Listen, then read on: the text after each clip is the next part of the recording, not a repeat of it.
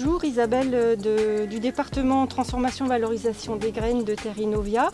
Je vais vous parler un peu de la graine de soja, de vous donner quelques chiffres clés et on va vous expliquer avec ma collègue Sylvie des débouchés de cette fameuse graine.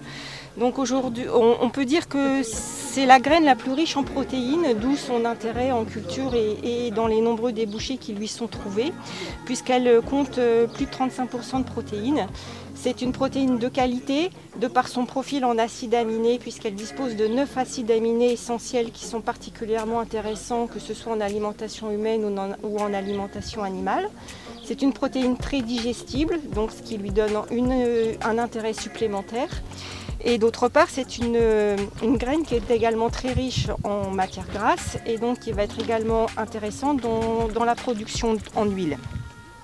En France, c'est une culture qui jusqu'alors était très anecdotique puisqu'elle ne couvre aujourd'hui encore que 185 000 hectares, soit 400 000 tonnes produites par an, dans deux grandes zones historiques qui sont le sud-ouest de la France. Aujourd'hui, il y a à peu près 60% de la production qui est produite dans cette grande région et ce qui laisse autour de 40% en Bourgogne-Franche-Comté. C'est une culture qui retrouve de l'intérêt, un fort engouement aujourd'hui du fait de la forte demande de graines de soja en France dans des filières souvent tracées, identifiées comme non OGM. Puisqu'on constate un très fort déficit de production de graines de soja à l'échelle nationale. On a un besoin en produits de soja équivalent à 4 millions de tonnes de graines de soja quand on n'en produit que 400 000 tonnes sur le territoire. Donc il y a une grosse attente autour de cette production. Maintenant, je vais laisser ma collègue Sylvie vous présenter les débouchés qui sont faits à partir de la graine de soja.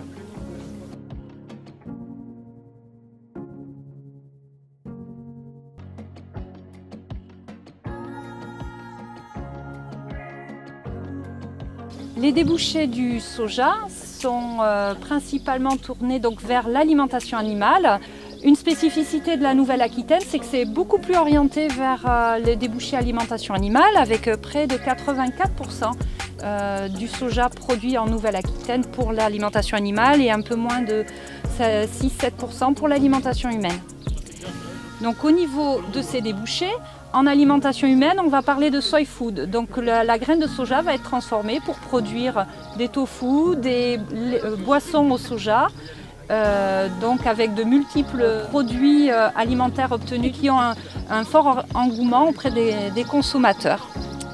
D'ailleurs, en parlant du soja bio, il faut savoir que le soja bio produit en France est majoritairement destiné à l'alimentation humaine. Au niveau de la transformation de la graine de soja pour l'alimentation animale, il existe plusieurs procédés de transformation.